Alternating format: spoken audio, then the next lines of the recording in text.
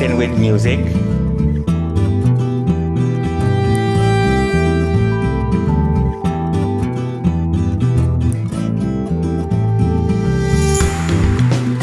Five, six, seven. 1, 2, 3. Nice one.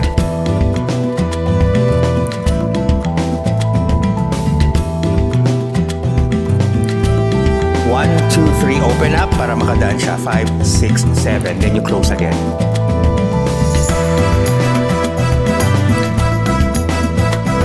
Nice. Okay.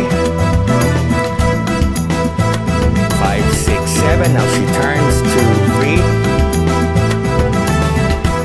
Eyes on you. Sundan mo lang talaga siya.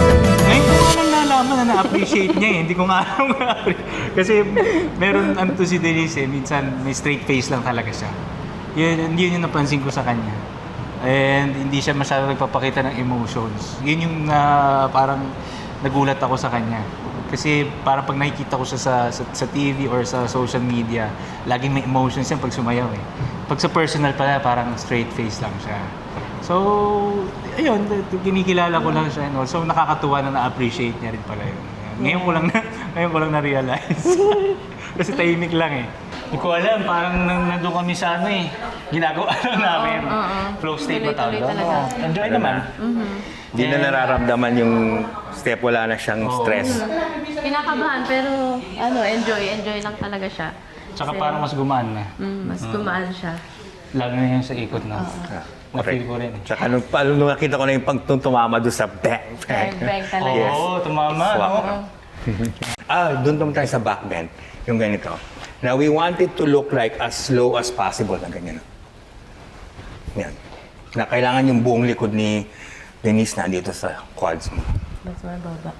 Mas mababa, mas better. Pag angat, boom, and then go for it, boom, and then higa. Yes. Mababa pa masyado. Kailangan ma-pull mo yung whole body niya all the way to here para mahiga talaga siya ng totally sa quads mo. Boom, and then hila. So, baba ko muna. Yes, baba. Papunta doon. Papunta dito muna. And then ikot mo. Yes, that's it. Yan. So, it's much lighter. Yeah. Okay, yun. Pagka masyado siyang malayo sa'yo, that's gonna be heavy. The closer this is, yung center ng body niya and yours going backward, mas closer. Yung makaka... Yes. Tingin.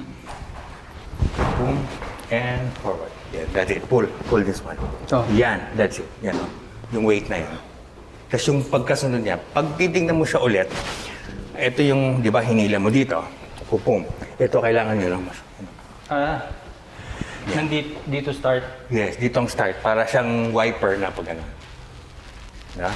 The wheels on the bus. The wipers on the bus. Go round and round. Go swish, swish, swish. So, kinuha. Yan, dito. That's dadali mo Tas dito. dito. Yes, that's it. There you go. Ayun, Pupum. Denise. Yes. Nakuha din. Ha? Oo. Okay, isa pa. Last one. Oo. Much Nice better. one. So from here, boom. Tapos ito, pati ito iikot to ha. Paul, iikot itong right. Oh. Kasama yung hip mo. On the... Okay. And do. Boom. And boom. Yes. At sundan mo pa siya, huwag maangat agad. Kailangan mabuo to. And isa pa. Last one. Tapam.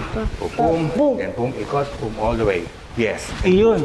Yes. Okay? And then don't get your eyes off of her para pag gina mo, tititigan mo siya all the way. Ha? Kaya naman na yan pag game day na o isa last one. Tapos dun tayo sa floor swing. Last one. Last one. Let's go. And then go. 5, 6, 7. So, dito ang galing. Boom. Tapos hinila, closer. 1, 2, Tala, tan, and boom. And then eyes on her. Yes. Boom.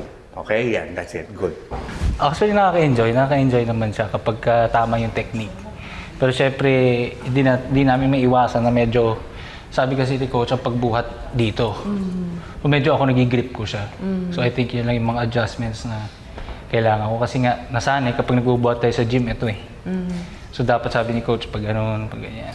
Tsaka trust talaga sa partner. Oo, yung trust. Tapos kailangan sumunod talaga sa magli-lead kasi doon lang siya magfo-flow kapag sumusunod ka dun sa magli-lead. And Totoo, no? Akala natin kasi sa salsa babae. So sabi ni Coach, hindi lalaki daw talaga yung nagli-lead. Poste lang kami. then, Kumbaga- nagpapaganda. Kami yung nagpapaganda. Yeah. So, ayun. Pero enjoy siya. Ano.